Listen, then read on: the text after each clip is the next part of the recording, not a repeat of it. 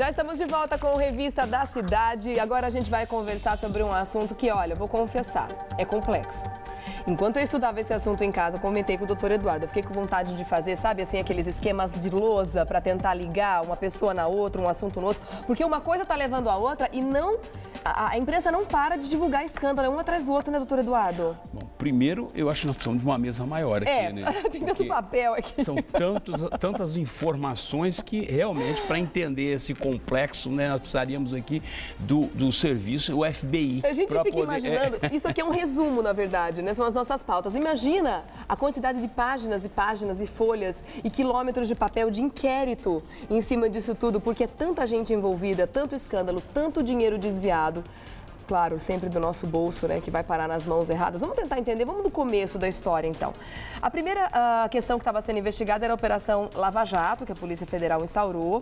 E aí já começou a prender uma série de pessoas envolvidas, inclusive o doleiro, o Alberto Youssef, que é um dos primeiros que foi preso nessa operação, né? O que acontece é o seguinte, essa Operação Lava Jato, ela começou a investigar alguns superfaturamentos, né? Ou seja, obras que eram feitas pela Petrobras e, consequentemente, havia desvio de recursos. Tá. Então, a investigação começou exatamente nesse ponto.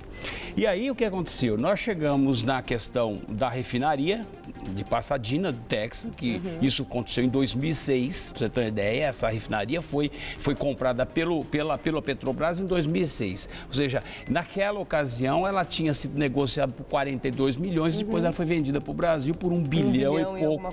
Exatamente. E quem estava envolvido? Os mesmos personagens que se encontram hoje investigados, que inclusive nomes, né? Aqueles que se encontram hoje presos, né? Que é justamente o Youssef, que era o doleiro Youssef, o próprio Paulo, que foi agora o Paulo Costa, Paulo Roberto da Costa, que ex-dirigente, inclusive, da Petrobras, ex-diretor da Petrobras, né, que foi preso agora na última semana, né, nos últimos dias. Enfim, então a Polícia Federal, juntamente com o Tribunal de Contas da União, porque está envolvido o Ministério Público Federal, ou seja, tem vários organismos envolvidos nessa operação justamente para chegar em algum resultado. E eles estão chegando em algum resultado, né? Como você bem disse, ou seja, o inquérito policial, ele tem uma quantidade, porque se apreendendo documentos.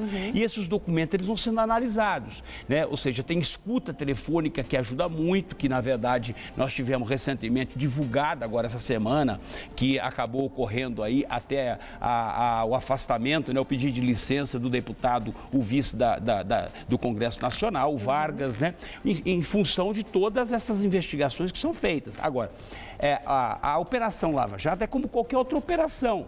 Vai se buscando informações e, obviamente, se não parar, se não estancar, isso é hemorrágico. Você, na verdade, não consegue chegar no final. Então, tem que parar, estancar, concluir a investigação, concluir todas essas operações que foram feitas, esses desvios de dinheiros que já se detectou muito dinheiro, um prejuízo substancial para a Petrobras, porque a Petrobras não tem culpa.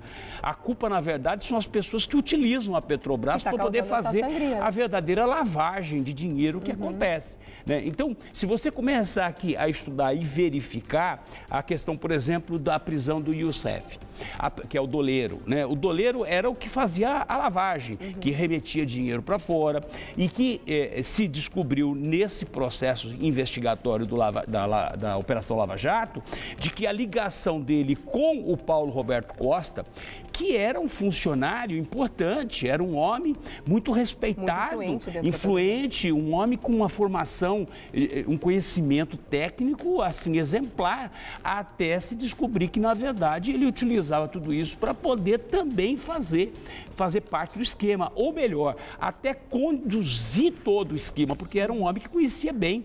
Ele era diretor da Petrobras e era a pessoa que trabalhava com todos os contratos internacionais. Ele era o responsável por captar as empresas que fariam parcerias e contratos com a Petrobras? Ele fazia todas as... Ele na verdade, dava consultoria, ele conduzia todos os processos de investimentos da Petrobras a nível internacional. E ele foi indicado pelo governo para estar dentro. Foi indicado pelo governo. E um detalhe, inclusive até hoje tem pessoas que indicadas por ele que continuam na Petrobras. Né? Então, o que acontece? A ramificação não terminou, ou seja, tem hoje pessoas dentro do governo, dentro da Petrobras, na direção da Petrobras, que foi indicado pelo Paulo, que hoje é preso, ou seja, está sob custódia da Justiça, porque foi preso tentando destruir documentos numa busca e apreensão na Operação Lava Jato. Por isso que pediram a prisão preventiva dele, porque ele estava atrapalhando as investigações. Não, e um detalhe, ele com as 2 filhas e os 2 genros... E também tem o nome envolvido nos contratos. Estão todos eles sendo investigados, né? Ou seja, tem, inclusive no pedido de prisão, até o Ministério Público Federal... Paulo Roberto Costa é aquele que apareceu ali nas imagens anteriores. Ele dando explicações no Congresso, né? Ele dando explicações no Congresso. Por quê? Porque, na verdade, querem saber o que está acontecendo, o que ocorre, principalmente a oposição, porque a situação hoje não tem interesse em CPI, nada. Então, eles estão batendo muito nessa questão de CPI, que eu acho que a CPI ela pode até ajudar, mas, no fim, ela não resolve absolutamente nada. Por quê? Porque, na verdade, os congressistas assumem uma posição investigatória de que eles não têm experiência para fazer isso. E isso realmente é caso de polícia. Além de não ter experiência, existe a questão das coisas estarem tão interligadas e o famoso rabo preso de outros políticos. A gente não sabe até que ponto isso vai ser feito com imparcialidade, né, doutor? E percebe-se, inclusive pela própria Polícia Federal, já noticiado pela Polícia Federal, um envolvimento até de participação, de doações, né, de empresas, de empreiteiras, para campanhas eleitorais. Eu digo, campanhas que já aconteceram. Né? Então, o que acontece? O próprio Vargas, né? Vamos tentar ligar o Vargas nessa história toda, né? O André Vargas, que é um deputado que hoje está afastado, mas parece que já está querendo voltar. Ele pediu, em função de uma gravação telefônica que foi divulgada semana passada pela Polícia Federal, o que acontece? Ligou o Vargas, né, o deputado federal Vargas, que era vice-presidente até então, ele é licenciado vice-presidente do Congresso, que foi aquele que fez, inclusive, uma menção numa passagem do Joaquim Barbosa pelo Congresso. Eu fiquei tão revoltada com isso, que ele falou que queria dar uma cotovelada nele. Ele apresentou um símbolo de resistência. Um gesto, né? Que os mensaleiros fizeram no momento da prisão. De resistência, mas parece que ele não está resistindo a toda a investigação. E ele que mandou aquela mensagem, né, querendo ser muito traquinas, mandando a mensagem para um companheiro ali de Congresso, dizendo que gostaria de dar uma cotovelada nele, que o Joaquim Barbosa estava logo atrás dele, né? Quer dizer, a falta de decoro. Exatamente. Então, a partir dessa investigação toda, acabou se ligando também o deputado André Vargas ao doleiro Youssef. Ou seja, por quê? Porque, na verdade, ele fez um voo com a família para passar um final de semana no Nordeste. R$100.000 numa viagem. Exatamente. E usou o avião do Youssef. Usou o avião do Youssef. E aí começaram aí a Polícia Federal, obviamente, começa junta essas informações e apresenta uma fita aonde uma conversa entre o Youssef e o próprio deputado, o deputado que agora provavelmente hoje ele já anunciou que vai renunciar ao mandato, né, de deputado federal e obviamente, mesmo assim ele vai responder o processo porque deveria ter feito isso a semana passada, não fez, vai fazer agora, mas vai responder o processo criminal. Quando o deputado renuncia sob essas condições, ele fica inelegível por 8 anos por conta da ficha limpa ou ele precisa ser condenado para isso? Não, então, ele precisa ser condenado para isso. Ele tem que ser condenado. Se houver a renúncia antes, não, ou seja, ele pode participar do próximo pleito eleitoral, né? Mas como a questão, a Comissão de Constituição e Justiça, a ética do Congresso, né? Ou seja, a Comissão de Ética já tinha feito a abertura do processo de decoro parlamentar, então, obviamente, a partir daí ele já não pode mais, se ele renunciar, ele vai responder o processo normal, processo da inegibilidade em relação à punição, né? Na verdade, dos congressistas para que não pode se eleger na próxima eleição, vão ficar 2 mandatos sem participar dos pleitos. Mas vão abrir um inquérito contra ele? Não, já abriu. E ele pode ser cassado O mandato dele pode ser cassado pelos congressistas? Pode não, vai ser, né? Provavelmente, porque essa renúncia já, de uma certa forma, já mostra o envolvimento dele com o Youssef. E agora, né? com o voto aberto, foi um pouco mais difícil, né? Em processo de cassação, agora o voto tem que ser aberto, né? Com essa alteração que fizeram no Congresso, o que ocorre? As pessoas ficam sabendo qual é o congressista, ou seja, qual é o deputado que votou a favor da cassação e aquele que não votou a favor. Então, por conta disso. Agora, o importante aqui é saber que, primeiro, a Petrobras é vítima desse processo todo. É uma empresa, é uma das melhores empresas do Brasil, né? É uma empresa conhecida internacionalmente, com investimentos no mundo inteiro. É uma empresa extremamente rentável, sob o ponto de vista.